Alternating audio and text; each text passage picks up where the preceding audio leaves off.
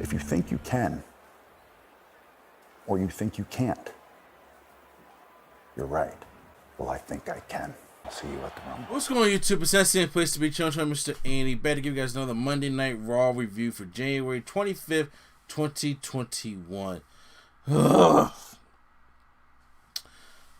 Oh my goodness. Okay, so this is the final Raw. This is the go-home show to the Royal Rumble. Yes, one of the biggest events of the year. This is the stuff WWE actually takes time to actually doing. And I'm telling you, I can't believe I'm saying this, but this Raw and Smackdown is almost like night and day. Okay, Smackdown got its issues too, but right now Raw is just abysmal. It's abysmal, and I'm doing this because I'm committed to you guys as well. And I'm sitting here saying, like, you know what? Live reviews, man. I don't know if I want, when it comes to Raw, SmackDown, these live reviews, I don't know if I can do the live pay-per-view. Yes, but I don't know about this. But you know what? Let's just get right on to the show because there's stuff to talk about here. If you guys want to hear my thoughts about the WWE Network Peacock thing, it just so happens the No Gimmicks Needed Wrestling podcast is late, so we actually had to record today, right when the news came out. So we talk about that on the podcast instead of waiting until next week. So we talk all about that stuff. So you guys can listen to the podcast, the snippets. By the time you're watching this review, it should be up to date. Definitely up Tuesday. So we kick off Raw with Drew McIntyre coming out talking about how he had COVID, he lost his taste of smell, and he was very tired. But for the most part, you know, so he didn't have it as bad as a lot of other people. Look, speaking from experience, like I had COVID bad, and that was April of last year. So I had it bad, and my wife had it bad, my family had it bad. So I like that he acknowledged it, and this thing is serious. Mask up out there, everybody. And like I said, look, even though we got new powers that be, that doesn't mean anything about the virus. The virus doesn't care who's in office, okay? It's a virus, so make sure you, as the person, stay healthy. That's what this whole thing is about. You know what I'm saying? Make sure that you are healthy, because this thing is out there, and it's just, it's people are not as fortunate. We got over 400,000 people that's not as fortunate as Drew McIntyre is. And he acknowledged that on the show, and he's dedicating his match on Sunday to the people who are suffering from COVID-19. But then here come the Miz and Morrison come out to talk a little bit of trash just to be the annoying heels. But then here comes Goldberg. Goldberg is his full entrance. They never show backstage, but we just sitting there just waiting. And then you see the sparks coming and he flies through it. Or don't fly, he walks through it. Comes out and then they do a little quick stare down, but then he goes and spears the Miz, still good looking spear, and then Drew McIntyre gives Morrison the Claymore kick, and they do a kip up, and then they do a stare down. So that's the match for the Royal Rumble. It should not be long. It's just a marquee matchup, stuff like that. It shouldn't even be happening in the first place, but that's what's going to happen. So next up, it's time for Charlotte to is going one-on-one with Shayna Baszler, and this match gets nowhere fast because Nia Jax DQ comes in and starts beating up on Charlotte. But then here come Mandy and Dana Brooke to come out and start fighting. But then here come Lacey Evans and start fighting. And then, what do you know? 6-man tag team match play between Charlotte, Mandy, and Dana Brooke versus Nia Jax, Shayna Baszler, and Lacey Evans. So the match keeps going on. Then you do some fall on the outside where I think another disqualification happens. And then Charlotte and them get the win by that kind of DQ. And then Charlotte do the commercial break. They don't want it to go out like that, so Adam Pearce comes out and says, restart the match. Are you kidding me? And then finally we get Nia Jax who does this powerbomb catching chokeslam move to Dana Brooke. It kind of look kind of awesome with a leg drop, and then they win the matchup. Why did it have to go through these different sections just to get to where we need to go? It did not need to have Charlotte, Shayna Baszler.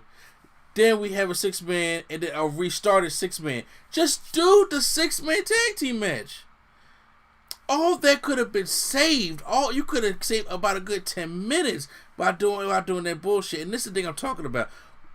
Like, I don't know why Raw feels that they need to do this kind of crap, because I guess they're trying to fill 3 hours. There's other things you can fill 3 hours with when you have a lot more people. Honestly, I don't even know what happened to Keith Lee. I hope he ain't got COVID. But once again, it's like, this thing was so stupid to me. Xavier Woods about to go one-on-one with Slapjack, And Mustafa Ali obviously is egging on this rivalry with Kofi Kingston, talking about how he missed his opportunity because of Kofi Kingston, even though Randy Orton is the one that injured him, not Kofi. Kofi just stepped up in the line. I was like, okay, sure, I'll take the spot and do what I got to do.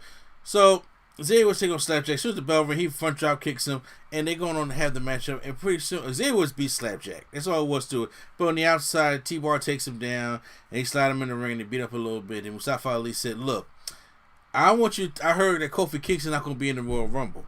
So you tell Kofi that, don't worry, somebody has taken his place.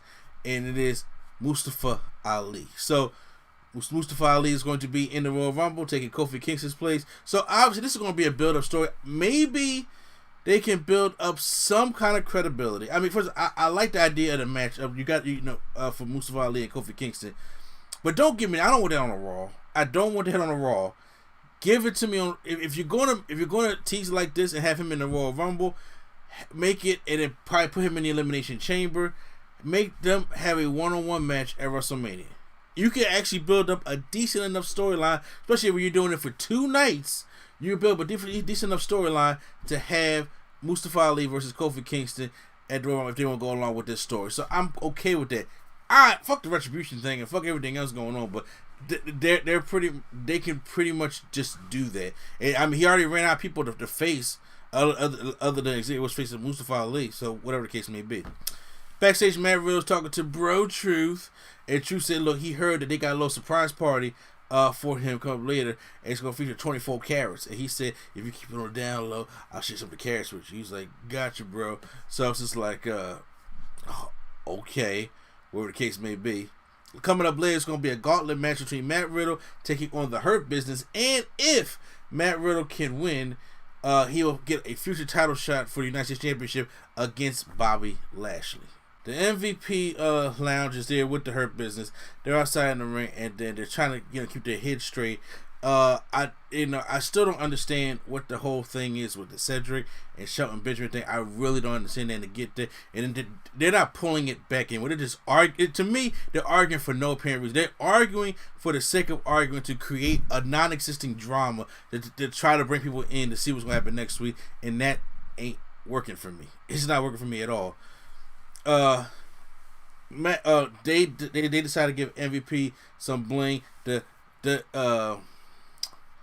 It says THB, and then it's THT. Well, whatever the case would be, it's a bling and chain because they all dripping with gold. He needs to drip with gold, and Cedric takes all the credit for it, but then Shell try to take credit for it. But then R-Truth comes out, and then he was annoying. He was like, "Look, this ain't the time, R-Truth, right now." And then they decided to bring R-Truth in and to beat him up, and then Matt Riddle comes and then helps out R-Truth for a little bit, and it's going to lead us to a gauntlet match later.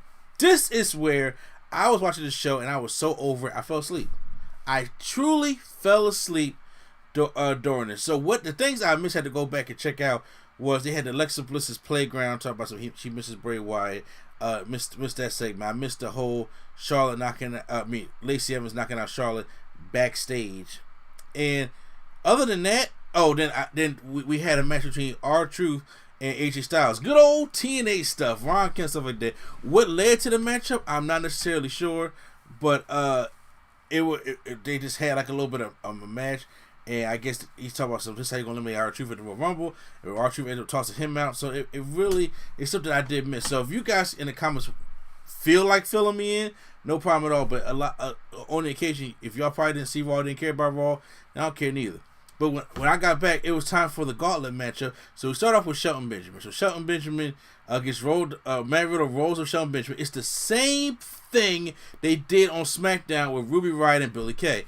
And then as Cedric Alexander is on the outside trying to distract the ref, Shelton reverses the role to try to pin Matt Riddle. And then he's like, I'm trying to help him. Everybody's like, don't do nothing. Like, I don't understand why they're not disciplining Cedric right now. And I hate to sound like a parent, you know what I'm saying? But why aren't they disciplining Cedric right now? He's the young buck, okay? He's the new recruit here. We've been doing this longer than he has been alive, okay? To be honest with you. So why in the world are we not disciplining this kid? I don't understand. Like, this is bad writing. So, Shelton gets mad. So what are you doing? So then Riddle rolls up Shelton. Shelton is eliminated. So now we move on to MVP. MVP gets a knee bar by Matt Riddle. He's out. So now it's Cedric Alexander for the final one. So I'm like, well, if y'all gonna make anything interesting, at least have Cedric win it, so we can have a point to this is how you do it argument. But you think that happens? No. I mean, they have the most exciting part of the matchup throughout the whole night. But Matt Riddle ultimately rolls up Cedric and then wins. So he finally wins a shot at Bobby Lashley's United States Championship. Bobby Lashley comes out, puts him in the Hurt Lock, and they beat down Riddle. Here's my thing with it. If MVP's the leader of the Hurt Business, okay, and he brings Shelton on, he's not Chris Jericho from the Inner Circle. He's not naive with the whole MJF and Warlord thing. I can see the writing on the wall with that. And Cedric is not that kind of heel like MJF is.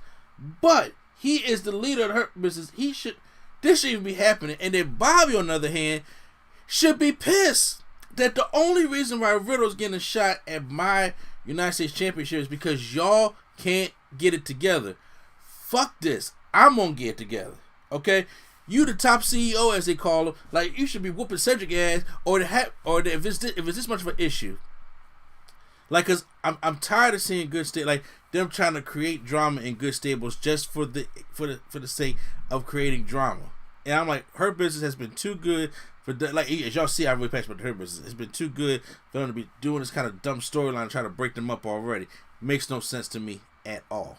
Edge is being interviewed, and he goes to interview and talk about, where was the Edge at? He said doing all this for his mom and everything like that. And he's been out and injured, but you know what? He's feeling good. He's being back, but he's going to chase an impossible dream because he's supposed to come back and win the Royal Rumble main event WrestleMania, and he plans on doing that. And he's coming back at the Royal Rumble this Sunday. So I'm like, okay, so we good. We get to see Edge back in the Rumble. So what's the thing going to happen? Are we going to because right now Randy Orton is already in deep with this storyline with the Fiend. Okay, they're going to have to blow off. If you don't want to waste the blow off at Elimination Chamber, so maybe they go a different way. Because it looks like Orton and Fiend at WrestleMania. That's what it's looking like. But if you add Edge in there, or if Edge takes it back, because they're supposed to have their blow-off match too. So I don't know necessarily how this thing is going to go. But to see Edge come back at the Royal Rumble, that's fine. Well, I like that as a surprise to see a big pop. They can't recreate match like they did last year. There ain't going to be no fans. If there are fans there at a very, very low capacity, maybe. But right now, I don't know, because right now they're even talking about having low fans at the Super Bowl. And I'm like, wait a minute. Aren't you guys in Florida? Did y'all not give a shit? But I think now they're trying to talk about 20,000 opposed to the 75,000 fans that could be at the Super Bowl. So I'm just like, okay. Main event time, it is Alexa Bliss taking on Asuka for the Raw Women's Championship. So, meanwhile, we have Alexa Bliss the fight Asuka. Asuka's doing all her stuff. Then the lights flicker on. Then we get back to average Alexa Bliss. Look like she's scared, like she don't even know where she's at, type thing. And I mean, like, I'm talking about average Alexa Bliss. Like, this is how Alexa Bliss you've seen her before she joined the Wyatt family. Probably when she was doing her solo stuff when she was a champion, or right before she went with Nikki Cross. Asuka tries to storm her in the turnbuckle. Then she rolls out the way, goes to the turnbuckle, leans down. Then the lights go out again, come back on. We're at Dark Alexa Bliss. We're at the Dark Matter Alexa Bliss. So now she's blocking all of Asuka's moves and everything. And Asuka gives her a knee right to the face, but then she no-sells it. And Asuka try to put her in the Asuka lock. I like how Asuka keeps on fighting though. But then she puts the Manimal Claw on Asuka, and then all of a sudden, right behind her, Randy Orton comes up. Like, I like the shot of Randy Orton coming up behind Alexa Bliss. Turns around, RKO's Alexa Bliss. Okay, so I was cool with the RKO to Alexa Bliss. I was like, that's dope. I enjoy that. So that's what happened, and that's how Raw goes off the air. We don't know if there's a disqualification or the match kept going or Asuka pinned her. Well, okay, it just went off like that. So like I said, he's too deep heavy into this Bray Wyatt storyline, so you can't just fling him on there to Edge. So if they got a creative way of doing it, which they probably don't, then I'm not looking forward to. So there was probably a good chunk of Raw I missed it. Honestly, who cares, right? Right there, Raw gets a thumbs down for me. It was terrible. It was an unwatchable show. And I know you guys don't probably know. I plan was doing live streams for Raw and SmackDown reviews, and then say for the pay-per-views. I plan on still doing pay-per-view live streams. Our first live stream should be this Sunday for the Royal Rumble. So make sure you subscribe and stay tuned for our live review of that. But then, I'm sorry, we're coming to Raw, man. This stuff has been hard to watch. I'm sorry. But you know what? Post your comments down below. Maybe you guys enjoyed Raw. I didn't. Hit the like button if you guys enjoyed my review of it. Hit the subscribe button for more wrestling content and our live Royal Rumble review this Sunday. So once again, it's an NCN place to be. Chill Train Mr. D. And the Fat React is out. Stop saying Fat React. It's not Fat React. And their coalition is out.